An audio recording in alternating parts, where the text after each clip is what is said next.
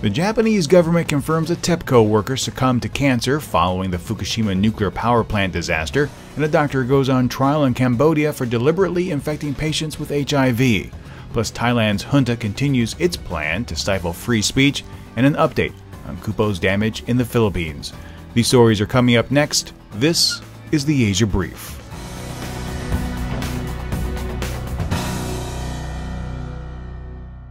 Greetings and salutations, my excellent friends. Welcome to Future Day.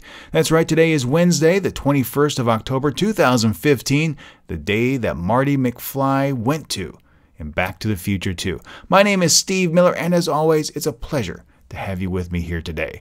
We're going to go ahead and begin with a story which is probably the first of what surely is more to come.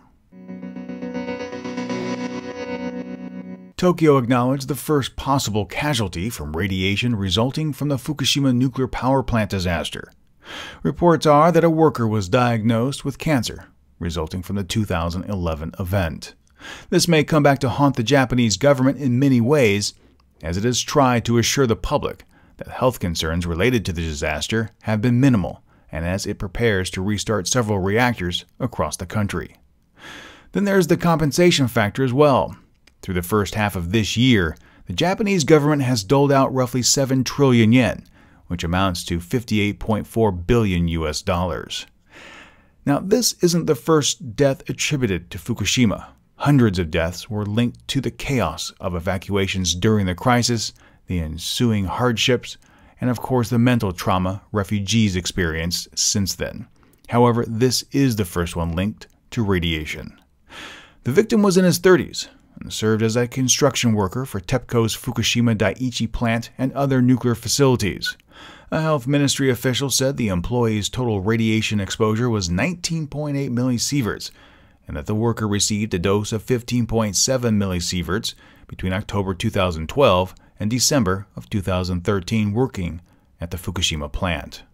While the exposure amount was lower than the annual 50 millisievert limit for nuclear industry workers, the government said it can't be ruled out that the worker's leukemia was a result of radiation exposure. Normally when we're sick, we reach out for assistance from the medical community.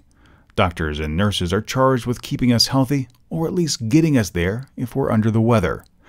But in Cambodia, an unlicensed physician is on trial for allegedly infecting more than 200 people with HIV, and thus has been charged with murder. Yem Chromium is accused of infecting locals in the remote village of Roka in western Battambang province by reusing dirty needles and currently faces a 5-day trial. The case highlights Cambodia's grossly underfunded healthcare system, where in some areas they have no choice but to rely on unlicensed doctors. The World Bank in fact says Cambodia has just 0.2 doctors for every 100,000 people. Chromium maintains his innocence, saying he did not knowingly or deliberately infect patients. He faces charges of murder, deliberately infecting patients with HIV, and running an unlicensed clinic. If convicted, he faces life in prison.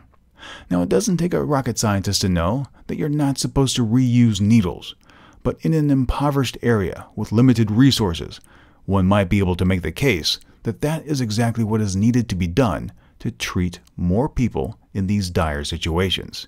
It also presents a very difficult ethical and safety dilemma.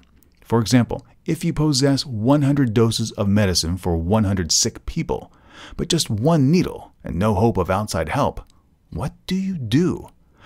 The spread of HIV through the village may be easy to prove, but the deliberate and maligned attempt to infect others with HIV may be more difficult. In the wake of the plan to erect a great firewall to monitor online content in Thailand, the junta has now announced it seeks to develop a new military unit to fight online dissent.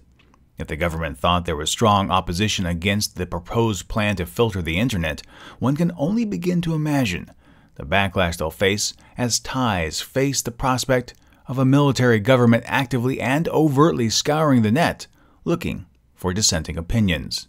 On Tuesday, Defense Minister Prawit Wongsuwan told reporters, quote, "It's to prevent new types of threats. It's a preemptive measure," end quote. No. Call it exactly what it is: heavy-handed control. Citizens Against Single Gateway, the group that brought down several government websites, said it had trained several hundred people for cyber attacks and that they were training them in how to prevent being traced by the government. The junta claims it is alarmed at the number of defamation cases against the royal family and is trying to use that as another form of justification for this new task force. But I'm not sure anyone is going to buy that. What is far more likely is that the junta is worried about challenges to its authority and the spread of information should the king pass on. What was once Super Typhoon Kuppo is nothing more than a tropical storm. That storm continues to crawl through the Philippines at a pace of 4 kilometers per hour, leaving a wake of destruction in its path.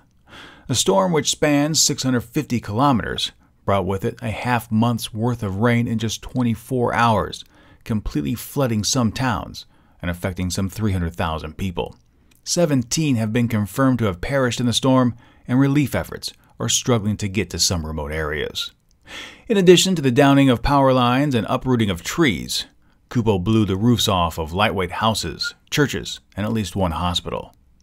The government notes that it's in the process of sending aid, but that landslides have blocked some routes and it may take some time to reach some hard-hit areas. That's it for today. If you have any thoughts or anything else to add to any of these stories, please take a moment and let me know your thoughts. I'd love to hear from you.